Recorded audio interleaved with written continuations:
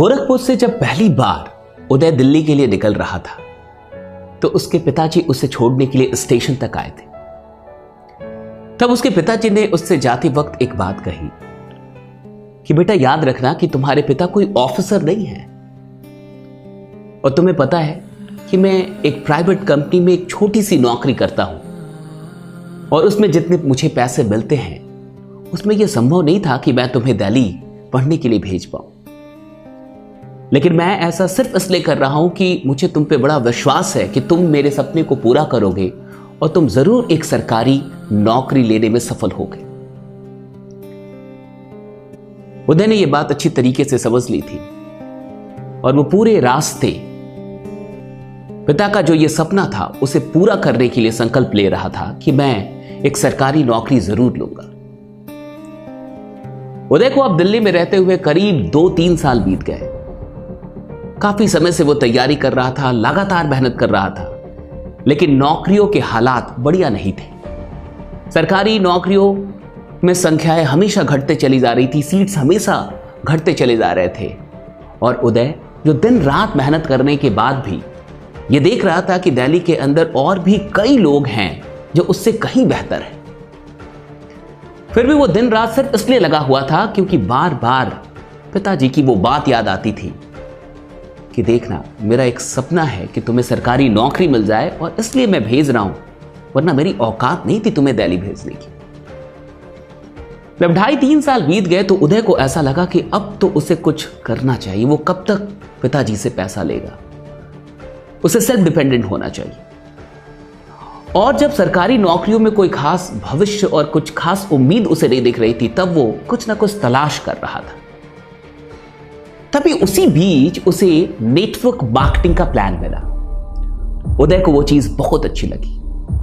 उसे ऐसा लगा कि वो यहां से कुछ बड़ा कर सकता है, इसलिए उदय ने नेटवर्क मार्केटिंग ज्वाइन कर लिया और फिर वो काम करने लगा। सारी चीजें बढ़िया चल रही थी, लेकिन उदय का एक दोस्त, उसी के गांव का एक दोस्त जो दिल्ली में रहता था, उसे ये बात पता चली कि उदय किसी नेटवर्किंग कंपनी में जुड़ गया है और आजकल वो नेटवर्किंग कर रहा है। उसने ये बात उसके पिताजी को बता दी। पिताजी ने जैसे ही ये बात जानी उन्हें बहुत दुख हुआ, उन्हें बहुत गुस्सा आया और उन्होंने सबसे पहले उदय को गोरखपुर बुला लिया। जब उदय गोरखपुर पहुंचा उसे पता नहीं था कि उसे क्यों बुलाया जा रहा है। पिताजी ने कोई कारण नहीं बताया और जब वो घर पहुंचा उसके बाद पिताजी ने उसे बहुत डांटा, इमोशनली भी ब्लैकमेल किया और सारी बातें कही कि तुम भला नेटवर्किंग कैसे कर सकते हो? क्या तुम भूल गए कि मैंने तुम्हें किस लिए दिल्ली भेजा था? मेरा एक सपना था कि तुम सरकारी नौकरी लोगे और तुम मुझसे धोखा कर रहे हो। तुम जाके वहां पे यही जोड़ने वोड़ने वाला धंधा कर रहे हो। क्या मैंने तुम्हें इसके लिए दिल्ली भेजा था?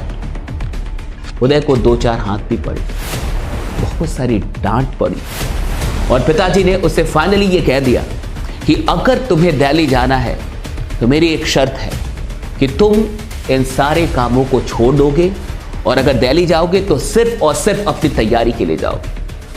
अगर तुम ये नेटवर्किंग करोगे तो मैं तुम्हें अब दिल्ली नहीं भेजूंगा और तुम्हें मैं ये यहां भी नहीं करने दूंगा। उदय के पिता को ऐसा लगता था कि अगर ये नेटवर्किंग करेगा तो इसकी जिंदगी बर्बाद हो जाएगी, ये फिर कहीं का नहीं रहेगा और इसका करियर बिल्कुल बर्बाद हो जाएगा और कुल मिला के इसकी जिंदगी में कभी कोई सफलता नहीं मिलेगी इसे। उदय ने अपने अपलाइंस को ये सारी बातें बताई। अपलाइंस ने उदय को सजेस्ट किया कि देखो अभी एक काम करो, क्योंकि तुम्हारे पिता अभी ये समझने के लिए तैयार नहीं है, इसलिए अभी तुम झूठ बोल दो और झूठ बोल के दिल्ली आ जाओ। उदय को एक पल के लिए लगा कि मैं झूठ कैसे बोल सकता हूं। फिर जो अपलाइंस थे उन्होंने ये समझाया कि आखिर तुम ये काम किसके लिए कर रहे हो? क्या ये काम तुम सिर्फ अपने लिए कर रहे हो या अपने परिवार के लिए कर रहे हो? कर तो तुम अपने ही परिवार के लिए रहे हो ना। अगर तुम आज सच बोलते हो तो तुम्हारे पिताजी तुम्हें दिल्ली नहीं आने देंगे और ना ही वो वहां तुम्हें नेटवर्क मार्केटिंग करने देंगे। सो फाइनली तुम्हारे जो भी सपने हैं अपने लिए और अपने परिवार के लिए तुम्हें वो सब कुछ छोड़ना होगा। इसलिए अच्छा होगा कि आज तुम एक झूठ बोल लो, क्योंकि ये झूठ तुम अपने ही परिवार के लिए बोल रहे हो। उदय को बात समझ में आई और उदय ने फाइनली ये झूठ बोल लिया कि ठीक है पापा, मैं वहां जाऊंगा, लेकिन इस बार मैं नेटवर्किंग नहीं करूंगा, मैं सिर्फ और सिर्फ अपनी पढ़ाई करूंगा। उदय दिल्ली आ गया, लेकिन जैसा कि आप जानते हैं उदय ने अपनी पढ़ाई तो जारी रखी, लेकिन नेटवर्क मार्केटिंग भी करना नहीं छोड़ा। वो दिन के 2-3 घंटे निकाल के नेटवर्क बनाने पे ध्यान देता था और बाकी के समय में वो सेट प्रैक्टिस किया करता था। अब लगभग उदय को रहते हुए 5-5.5 साल हो गए, लेकिन रिजल्ट के नाम पे कुछ भी नजर नहीं आ रहा था। नौकरी नहीं लग रही थी, नौकरी नहीं हो रही थी। और इधर वक्त आ गया 2020 के मार्च का। उदय की एक बहन थी जिसकी शादी होनी थी, और शादी फिक्स हो गई थी फरवरी में ही, और शादी होनी थी नवंबर-दिसंबर में। सारी डेट फिक्स थे, सब कुछ फिक्स हो चुका था। लेकिन मार्च में लॉकडाउन हो गया, और इसी लॉकडाउन में उदय के पिता की नौकरी चली गई। वो एक छोटे से कर्मचारी थे, वो भी एक प्राइवेट कंपनी में। उस कंपनी ने उन्हें नौकरी से तब निकाल दिया, और लॉकडाउन में उस कंपनी ने हाथ जोड़ लिया कि अब हम आपको पैसे नहीं दे सकते, सैलरी नहीं दे सकते, अब आप देख लीजिए। उदय के पिता ने कई बार मालिक के सामने ये याचना की कि उनकी बेटी की शादी होने वाली है, सब कुछ फिक्स हो चुका है, उनको पैसों की काफी आवश्यकता है, आप प्लीज मुझे नौकरी से मत निकालिए। ये सारी चीजें की, लेकिन वो कंपनी कुछ भी सुनने के लिए तैयार नहीं थी, और फाइनली उदय के पिता को नौकरी गंवानी पड़ी। इधर जो लड़के वाले थे वो बार बार ये कह रहे थे कि पैसा हमें कब तक मिलेगा। आप बेहतर तरीके से जानते हैं कि भारत में अधिकतर शादियां हो सकता है कि पेपर पे बिना दहेज के हो, लेकिन प्रैक्टिकली वहां दहेज चलता ही चलता है। कुछ शादियां डेफिनेटली होती है जहां दहेज नहीं चलता, लेकिन अधिकतर शादियों की रियलिटी आप बेहतर जानते हैं। उदय के पिता काफी स्ट्रेस थे, काफी टेंशन में थे कि आखिर अब वो क्या करें। उन्होंने ये सारी बात उदय की मां को बताई, और मां को सब कुछ पता चला। मां ने ये बात उदय तक पहुंचाई कि ऐसी ऐसी बात है, तुम्हारे पिताजी काफी टेंशन में है, बहन की शादी है, अब उनके पास पैसे नहीं और नौकरी भी जा चुकी। उदय ने घर में किसी को नहीं बताया था कि वो नेटवर्क मार्केटिंग कर रहा है, लेकिन अब उसे नेटवर्क मार्केटिंग करते हुए 2-2.5 साल हो चुके थे। उदय पैसे कमाता था, और पिताजी को बिना बताए वो मां को हर महीने 10-15 हजार रुपए भेज देता था, वो भी ये कह के कि वो ट्यूशन पढ़ाता है, और पिताजी को वो ये बात ना बताए। इस तरीके से वो मां को 10-15 हजार रुपए जरूर भेजता था, लेकिन बाकी के पैसे वो सेव कर रहा था, क्योंकि उसे डर था कि अगर पिताजी जान गए तो वो उसे फिर से दिल्ली में रहने नहीं देंगे और उसे घर वापस बुला लेंगे। उसने मां से कहा कि मां तुम टेंशन मत लो, मेरे पास कुछ पैसे हैं और बहन की शादी होगी, पिताजी से मेरी बात कराओ। पिताजी से उसकी बात हुई और उसने कहा कि पापा आप टेंशन मत लीजिए, मेरे पास कुछ पैसे हैं, मैं आपको पैसे भेजता हूं, कल आप बैंक में जाके उन पैसों को निकाल लीजिए। पिताजी को लगा कि कितने पैसे होंगे, 20,000, 30,000, 50,000, लेकिन इससे क्या होने वाला है।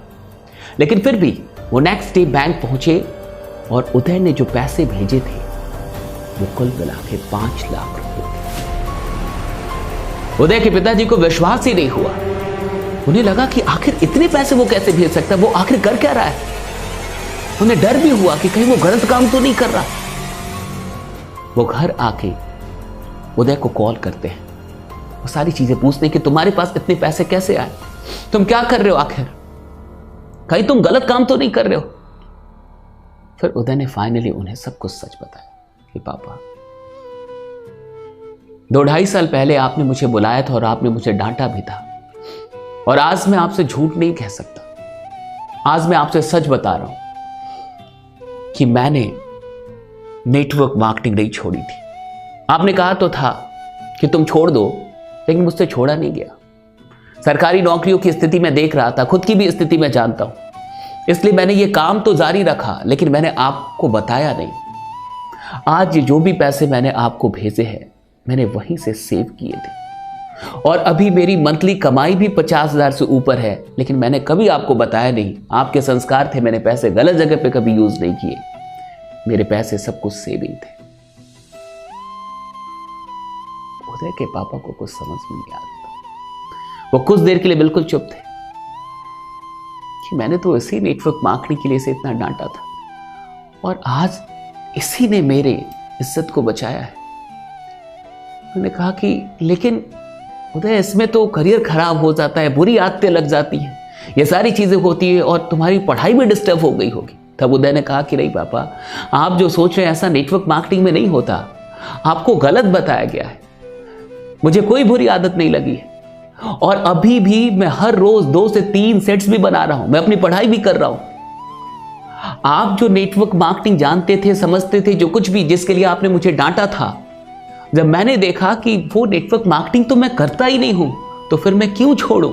इसलिए मुझे आपसे झूठ बोलना पड़ा और आपको बिना बताए मैंने इसे कंटिन्यू किया, मुझे माफ कर दीजिए।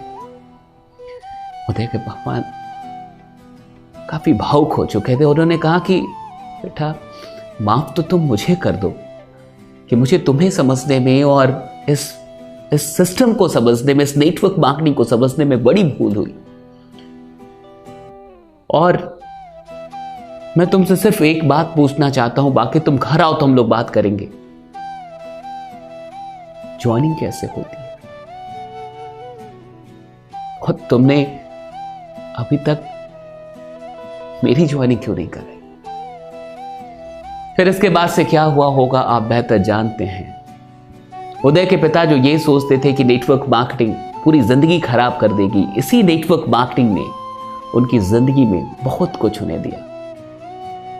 कई बार माँ बाप को ऐसा लग जाता है कि उनके बच्चे गलत राह पे हैं, लेकिन यह सिस्टम इतना अच्छा है कि जो बच्चे गलत राह पे भी चल गए होते हैं, उसे भी ये सिस्टम उन लोगों को भी अच्छी राह पे ला देता है। दोस्तों, आपको ये कहानी कैसी लगी मुझे कमेंट करके जरूर बताइएगा। और मैं उन लोगों से ये कहना चाहूंगा जो नेटवर्क मार्केटिंग में नहीं है, जो गार्जियंस है, एक बात हमेशा याद रखिएगा, यह सिस्टम ऐसा चरित्र देती है जैसा चरित्र आप अपने बच्चों का कभी सपने में देखना चाहते हैं कि आपके बच्चे ऐसे हो। अगर आपके बच्चे कुछ बढ़िया कर रहे हैं तो उन्हें रोकिए मत। अगर आप उनका साथ नहीं भी दे सकते तो उन्हें अपना आशीर्वाद जरूर दीजिए, क्योंकि नेटवर्क मार्केटिंग आपके बच्चों को बढ़िया बनाती है, अच्छा संस्कार देती है, उन्हें कुछ सिखाती है और उन्हें जिंदगी में आगे बढ़ना, किस तरीके से आगे बढ़ा जाता है, ये सारी चीजें यहां पे सिखाई जाती है। बाकी मैं आपसे इतना ही कहूंगा कि आप हार मत मानिएगा, बने रहिएगा, जमे रहिएगा, क्योंकि आपका जीतना सुनिश्चित है। और इस वीडियो को हर एक इंसान तक पहुंचाना मत भूलिएगा। Thank you so much everyone.